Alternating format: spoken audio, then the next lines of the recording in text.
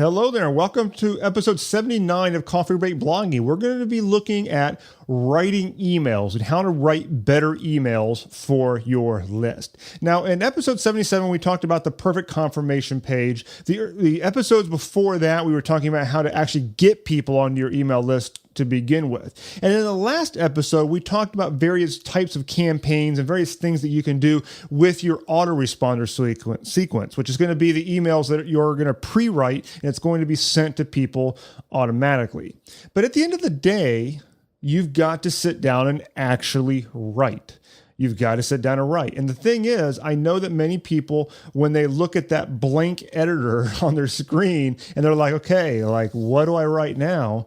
It can send you for a little bit of a loop. And you're like, okay, I don't really know exactly how to go about writing these emails. Now, one thing that you can do is subscribe to other people's lists. You can see what they do. You can kind of just watch what they're doing. Now, I warn you against assuming that these people who you're subscribed to have some big breadth of knowledge that they're drawing from when they write these emails. So, don't assume that they're all experts at email marketing or anything like that and think that if you just do what they do, it's going to work. But you can use other people's emails as inspiration to trigger ideas for things that you're going to say. But also, we can look to Hollywood. These guys are experts at content creation. They make multi-million-dollar productions, and they look really fantastic.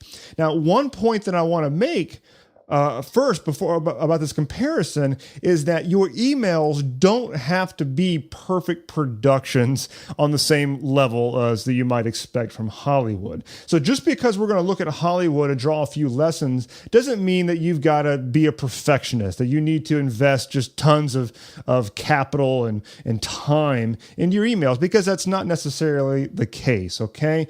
But just because we don't want to copy them doesn't mean that we can't learn some lessons from the way Hollywood works. The thing about Hollywood movies is that they tend to do a lot of common things between them. And there's various storyline patterns that you will see that we're also mentioning in this podcast episode. So these are things that you can apply to your emails. Now, the first lesson that we can bring from Hollywood into our emails is that of having episodes.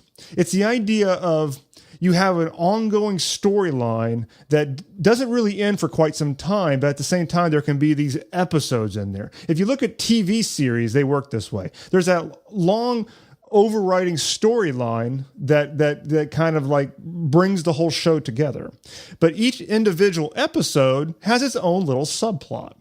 Well, you can take that same pattern and apply it into your emails. So if you set it up right with your welcome sequence and things like that, you can basically bring your reader, bring your subscriber into this ongoing story, a story that resonates with your brand. It could be a story of things that you're doing during the day or things that you are learning, but obviously relate everything to the brand of your blog. I mean, this is not just a general journal about how you live your life and what you're having for lunch. We got to think about it a little bit more strategically than that.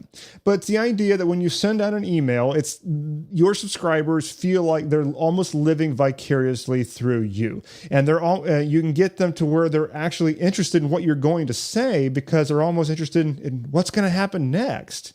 That type of thing. The same kind of a thing that we might get as viewers of a TV show where we wonder what's going to happen next. If you've ever watched the series of 24, I mean, it's not on anymore, but that show was addictive as hell.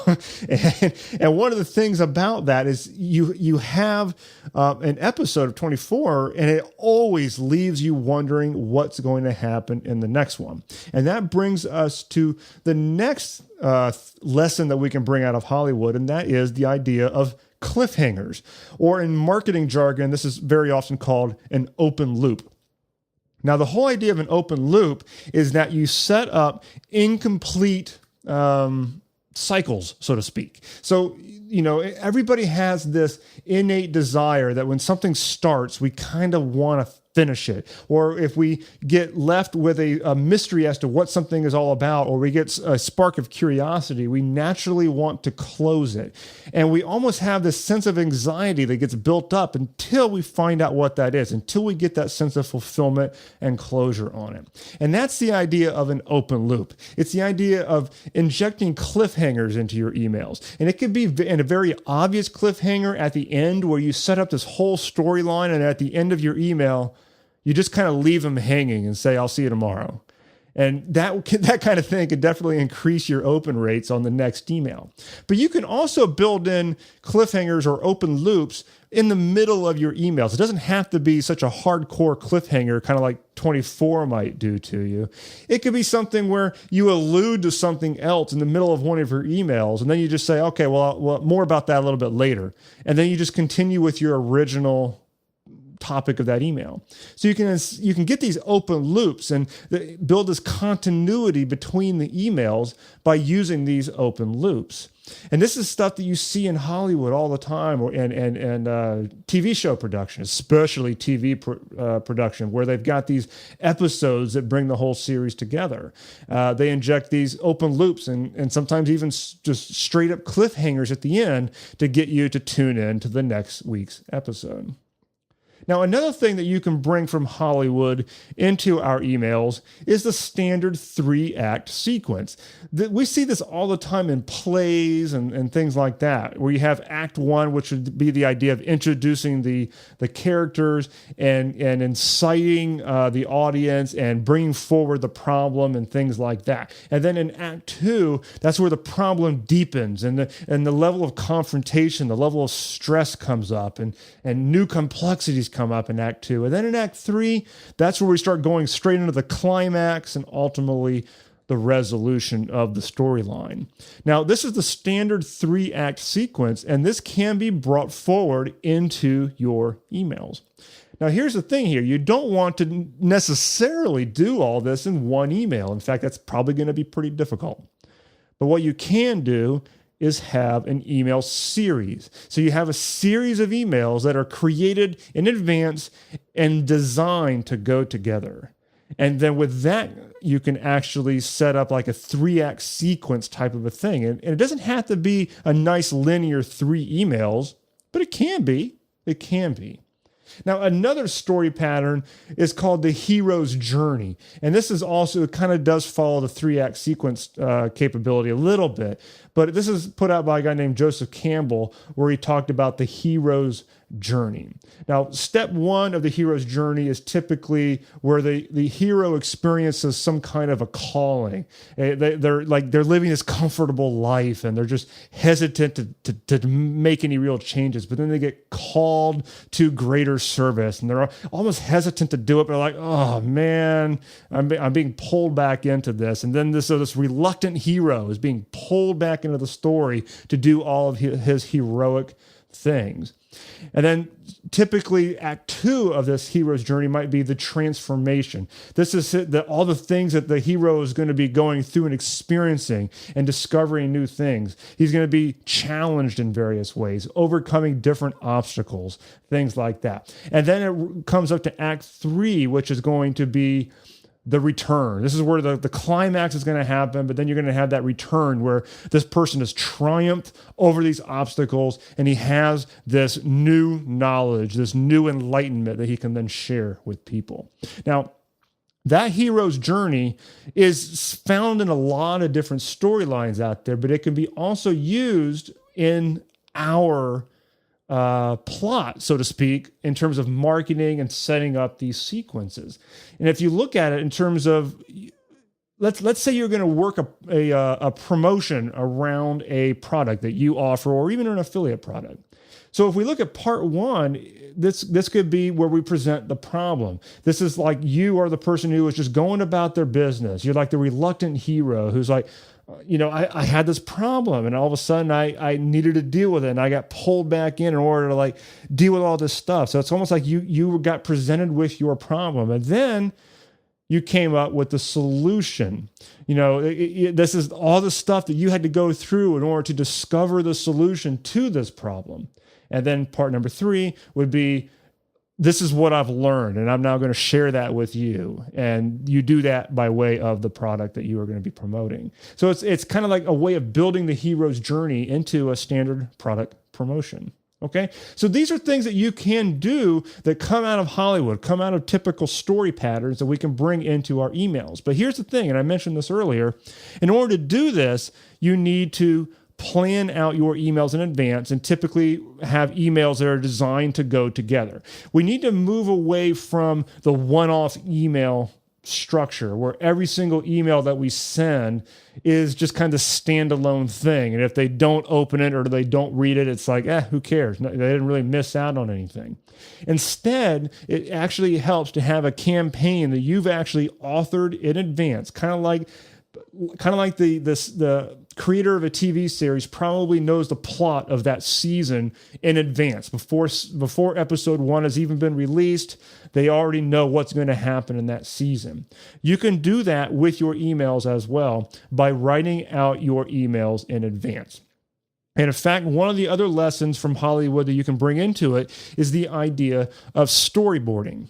Now, storyboarding, if you've ever watched it like the behind the scenes type documentary on a movie, you'll see storyboarding where they will literally many times draw pictures of various scenes in the movie, and they will arrange them in a chronological format, like right on the wall. And they will, it's almost like a comic book in a way. And they will literally arrange the scenes in advance before they've actually gone and filmed it. Well, you can do the same thing with your email sequences by applying storyboarding to your emails. Now, you don't necessarily need to draw them out. I mean, that's what they do because Hollywood is a visual medium. But you can still plan them out and write them in advance, and you can see from a global perspective how one email will lead into the next, or how you're going to open a loop in one email that you're not going to close for the next email or something like that. And you can actually do this using storyboarding. Now, the way I've done this before, and I learned this from a guy named Andre Chaperone, who put together a fantastic email marketing course called Autoresponder Madness. But the way he does storyboarding is that he will open up a text editor and literally have 4 or 5 or whatever he can fit on his screen text editors open on his monitor at the same time. So you can literally see multiple emails simultaneously on your screen. And when you do that, you write all 5 emails or whatever they might be in advance, and you can just see them. You can see how one email will flow into the next one, or how you might open up a loop on email number 2 that you don't close until email number 4. But when you write these things in advance and you can see them all in front of you, you can link these things up and you can make that storyline pattern work really well. Okay? So hopefully you got some ideas here, some concepts that you can bring out of Hollywood, bring out of TV shows that you know and love, and bring those lessons into how you structure your email sequences, because you can increase your open rates, you can increase the level of engagement with your list, you can have your subscribers actually looking forward to hearing from you when you build these things in there. These story patterns have existed for a very long time, way before the internet, but they work because it's just kind of the way human beings tick. So if you build your emails around that, it's obviously going to work better. Okay? All right, I will leave you with that. Again, I've mentioned this in the last episode, but if you want to get more detail and more actionable, concrete guidance on how to not only set up your email list, but how to set up the linkages, the opt-in forms, how to get the mechanics of all this working, but then also what to do with your list once they're on there, I've got a course called List Building Simplified, which goes into all of that. In fact, I don't think I've mentioned this one, but I've got one called Master Your List as well. I've got 2 courses that those things are a really, really good combo that's going to cover the topic of email marketing very well and allow you to jumpstart that and shortcut it, I should say, would be even better word. So both of those courses are currently only available to members of the Blog Monetization Lab. And you can learn more about the lab over at blogmonetizationlab.com. Also, lastly, again, if you're finding these episodes valuable, I would highly appreciate it if you jump over into iTunes and give me a quick star rating and an honest review of the podcast. And you could do that over at blogmarketingacademy.com/iTunes. That'll just shortcut you right over to the show over in iTunes. Okay? So, again, thanks for listening, and I will see you in the next one, which will be episode 80. It's kind of crazy that we've gotten this high in the episodes. All right, see you next time.